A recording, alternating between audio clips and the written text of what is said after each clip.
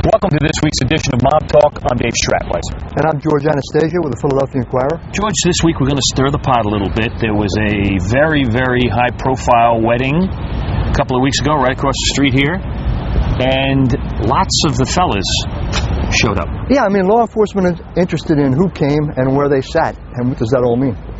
All right, George, the wedding was right here in Center City. Quite an affair. It was the wedding of Anthony STAINO, who you might believe, I guess, now is the number 3 man in the family here in Philadelphia. I mean, in terms of hierarchy, maybe, but I think he's alleged mob boss Joe Ligambi's go-to guy. Yeah. He and Ligambi are tight, and I think one of the things we heard was Ligambi was the best man at the wedding.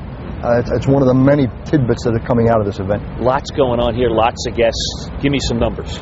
Well, I mean, I think we're here 300, 350 individuals, a big soiree. Apparently it cost a pretty penny to run this thing, and we're told, I mean, we've both been hearing stories that there were 3 different guest lists. The bride had a list, the groom had a list, and mob boss Joe Ligambi had a list, and they all got to invite people, and everybody came. One of the questions is, where did the envelopes go? I mean, there's a lot of backstory in all of this. The feds are certainly interested. The Philadelphia PD is interested. What does it say? What does it mean? Who knows? It's like Kremlin watching. Remember in the old days with Russia in the Kremlin, you watched who sat where, who did what? That kind of thing. All right, my numbers I heard was $165 a head for this, in that ballpark. Not saying they paid that, but something in that range. And first, we want to congratulate Anthony STAINO and his wife first. Absolutely. I mean, and this was a nice event, and apparently it was well attended, and it marked an occasion. And it was, in that sense, you know, these guys, same as everybody else, they've got a right to celebrate and do what they do. And the interesting thing was, law enforcement was on the fringes watching who was coming and who was going. Oh, but we were inside. We were inside with our sources, and people are talking. And let's talk about the table arrangements, if we could, the head table. Yeah, I mean, that's one of the things I think that people watch. Who got to sit at the head table, and what does it mean? For example, I think one of the individuals, the wife of a guy who's away in jail, had a nice seat at one of the main tables. And what does that say? Maybe it says nothing. Maybe she's a friend, or maybe they appreciate the fact that her husband's away, he's keeping his mouth shut, he's doing what he's got to do. Those are the kind of things that law enforcement is trying to analyze as this thing plays itself out. Now, Joe Ligambi had quite a table. I heard these tables were about 20 people, not the usual 10. Right, yeah. And most of the big names were sitting at Joe Ligambi's table.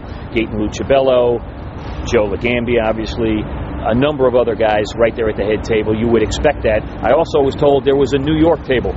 The guys from North Jersey and the New York fellas came down too. New York, North Jersey had a contingent here. Who they were, we don't know yet. What does that all mean? We don't know. I mean, certainly, I think the organization down here under Ligambi has established connections in North Jersey, and they're business relationships.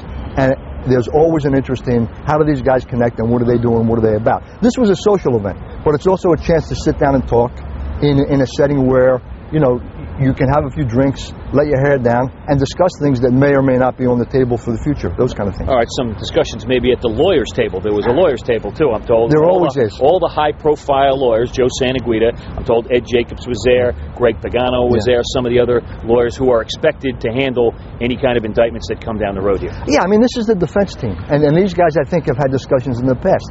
Again, this is a social event, but it's a chance to get together. And I think, I mean, one of the things that was told to me by an investigator is, yeah, we had it under surveillance, but we don't need any of this. We got everything we need already. And then I said, well, where is it? And I think there's a lot of different reasons why we haven't seen an indictment yet, but you're being assured, I'm being assured. It's not a question of if, but when. All right. At every wedding, the alcohol flows and loose lips sink ships, and there was quite a bit of chatter from the younger Merlino crew. Those are the folks that are still, I guess, aligned with Joey Merlino, who's about to get out of jail sometime in January. Right. What kind of things were you hearing about the grousing that I was told Well, about? I think the younger guys were complaining they're not making a lot of money. There's not a lot of opportunities. And I think part of that goes to, you know, Ligambi's approach to all of this is low-key, don't make headlines, make money, stay in the shadows. But there aren't as many opportunities as there used to be when Merlino was out and about. And these guys, I think, are saying when Joey comes back, things will get better. 2 things. One, Joey keeps saying he's not coming back, he's going to Florida, so I don't know what that's going to do for him. Second thing is, the fact that younger guys are grousing and are disgruntled is not something new. That always happens in an organization. Younger guys always complain that the money flows up. You remember John Gianvisi? Sure. He complained he was making $500 a week, and staff is making 12, he was 14 doing grand. hits for $500. Yeah, exactly. So, I mean, that's not a new phenomenon. The interesting thing was they're all under the same tent, so to speak, at the same event. and this kind of grousing is going on. What does Uncle Joe say, or Joe Ligambi say, I should say, about that kind of grousing when he hears about it? And I'm sure he heard it because it was all over the room from what I'm told. I mean, from what we know about the way he runs this organization, I don't think he cares. I think he goes, ah. Yeah, exactly. What are you going to do? I mean, I was in your shoes 15, 20 years ago. Deal with it. I mean, he had to deal with it when he was an up-and-comer. So I don't think that's anything that's going to upset him. I don't think it changes the dynamic of what's going on. I think the interesting thing is there's some younger guys holding out hope that Joe is coming back. And Joe is telling everybody he's not coming back. Yeah. Now, we know the FBI is taking pictures. We know the Philadelphia Police Department is taking pictures. There were some interesting folks who clearly knew that and didn't show up. Who were they? Yeah, I mean, I think Stevie Mazzone, I'm told, didn't come, and he can't come because he can't associate his own probation. John Ciangalini, same thing, he can't come because he's on probation. If you remember, a couple guys got jammed up when they went to a Christmas party. We're told a couple other guys snuck in and out the back door. So I think some of the guys who you would expect to be here weren't here because of the prohibitions they have. But by and large, I think the whole gang was here. And it was a good night for everybody from what I heard. The lawyers stayed late, everybody stayed late and enjoyed themselves. Lots of good food, lots of drink, a good time. And you know, I remember back when Joey Merlino had that baptismal party at the Franklin house way back when, and people were trying to analyze it. And one wise guy said to me, you know, sometimes a party is just a party. And that's apparently what this was. All right, George, a party's just a party, but all that mention of Joey Merlino probably makes some folks uncomfortable.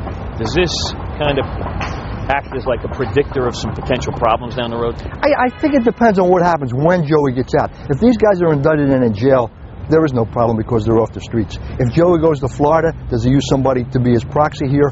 You know, does he stay in the tall grass and just wait till things play themselves out? Or does he become active? We've got to wait and see. All right, a wait and see attitude. We'll see you next week.